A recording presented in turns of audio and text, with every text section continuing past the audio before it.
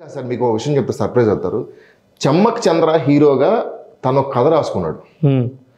ఆ కథ నాకు నచ్చి అది పట్టుకుని ఇండస్ట్రీ అంతా తిరుగుతున్నాను ఇప్పుడు. ఓ మై గాడ్, ఓ ఇది నాకు తెలియదు, సర్ప్రైజ్. ఎవరికి తెలియదు, ఇప్పుడు వరకు నాకు తెలిసి మూడో కంటికి కూడా తెలియదు. బట్ ఆ కథలో చమ్మక్ చంద్ర గారు చేసే సినిమా, చమ్మక్ చంద్ర హీరో ఏంటని సగం మంది షాకు. సరే ఓకే, ఆ సినిమాకి నేను రాస్తానంటే అదొకటి, దానికి నాకేం వస్తుంది, అంతే ఏం రాదు. బట్ ఆయన ఒక మంచి ఐడియా రాసుకున్నాడు, సూపర్, నాకు అది నచ్చింది. దాన్ని నేను ప్లేస్ చేద్దామని ట్రై చేస్తుంటే అందరూ నమ్మట్లేదు ఫాస్ట్గా. లేదు టైం పడుతుంది కానీ, బట్ ఇప్పుడు మీలాంటి వాయిస్ కొంచెం గట్టిగా నిలబడితే అది అవుతుంది, అదేం ప్రాబ్లం ఉండదు.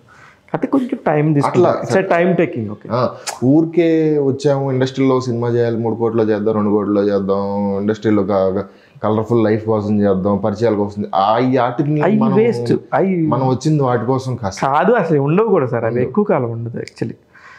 ఈ టైంలో చాలా పెద్ద పెద్ద పేర్లు కూడా వినబడతా ఉన్నాయి. మీ నెక్స్ట్ ప్రాజెక్ట్స్ అన్నీ కూడా పెద్ద పెద్ద స్టార్స్తో వినబడుతున్నాయి. అది మీ నోటితో విందాం అనుకుంటున్నాను. పెద్ద పెద్ద స్టార్స్తో అలా ఏం లేదు సార్, రీజనబుల్గా మా కాంబినేషన్లో ఎవరితో చేయాలో ఆ రేంజ్ హీరోతోనే జరుగుతుంది. వెరీ సూన్ చెప్తాం. బట్ నాకు ముందే అఫీషియల్గా అన్ని కన్ఫర్మేషన్ అంటే ఓన్లీ సినిమా వైజ్ కాదు, మీకు తెలుసు కదా సార్, ఎకనామిక్స్ ఉంటాయి, అన్నీ ఉంటాయి, టైం అంత ఈజీగా చెప్పమని కూడా నేను అడగట్లా ఉంటాయి సార్. అవి లేకుండా మనం చెప్తే సినిమా ఉండగా మనం లేకుండా మనం ముందు మాట్లాడకూడనట్టు ఉండకూడదు అన్నట్టు నేను చెప్పట్లే. కానీ డెఫినెట్గా 24లో నేను త్రినాథ్ గారిది ఒక సినిమా లేదా 2 సినిమాలు కలిసి వస్తే 2 సినిమాలు రావచ్చు. నావైతే 3 సినిమాలు గ్యారంటీగా వస్తాయి సార్. సూపర్. ఇండస్ట్రీకి వచ్చి దాదాపు పుష్కరం అవుతుందా? నేను 2008లో ప్రాపర్గా స్టార్ట్ చేశాను సార్. ప్రాపర్గా చేసినట్టు అయితే 15 years. 15 years అంటే పెద్ద విషయమే.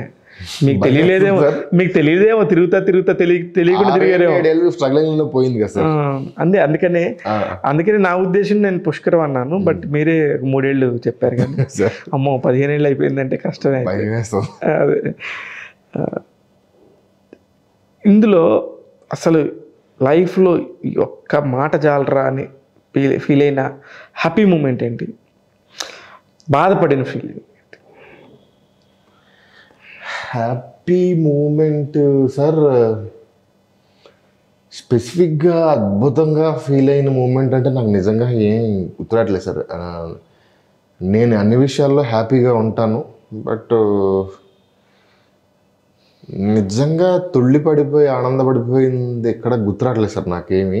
ఎందుకు ఎగ్జైట్ ఎవరు? ఇప్పుడు దాసరి నారాయణరావు గారు లాంటోడు 4 రోజుల్లో వస్తా ప్రసన్న మనం సినిమా చేద్దాం, నువ్వు డైరెక్టర్ అవుదు కానీ అన్నప్పుడు దానికి మించి ఏముంటుంది? ఎక్కడో మచిలీపట్నం నుంచి అమాయకంగా బస్సు ఎక్కి వచ్చింది మీకు. సార్ నేను ఇది ఏంటో నాకు తెలియదు కానీ సార్, మీరు నన్ను రిలీజ్ అయ్యి ధమాకా పెద్ద హిట్ అయింది సార్, నేను నాకు చాలా పెద్ద హిట్ అయింది సార్.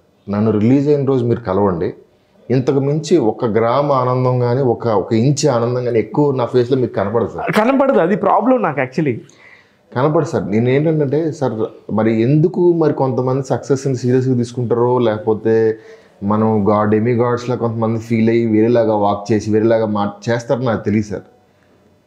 నువ్వు ఏ పని చేద్దాం అనుకున్నావో ఆ పని నువ్వు చేసి, ప్లస్ నీకు ఇష్టమైన పనికి డబ్బులు తీసుకొని, ఆ పని నిమిత్తం ఒక 6 నెలల సంవత్సరం లగ్జరీలన్నీ అనుభవించి దానికి వచ్చిన రిజల్ట్కి అదేదో నువ్వు దేశానికి సాక్రిఫైస్ చేసి ఓ బ్లడ్ బ్యాంకు ఐ బ్యాంకు పెట్టి దేశాన్ని ఉద్ధరిస్తున్నట్టు బిల్డప్ ఎందుకు ఇవ్వాలి సార్ మనం?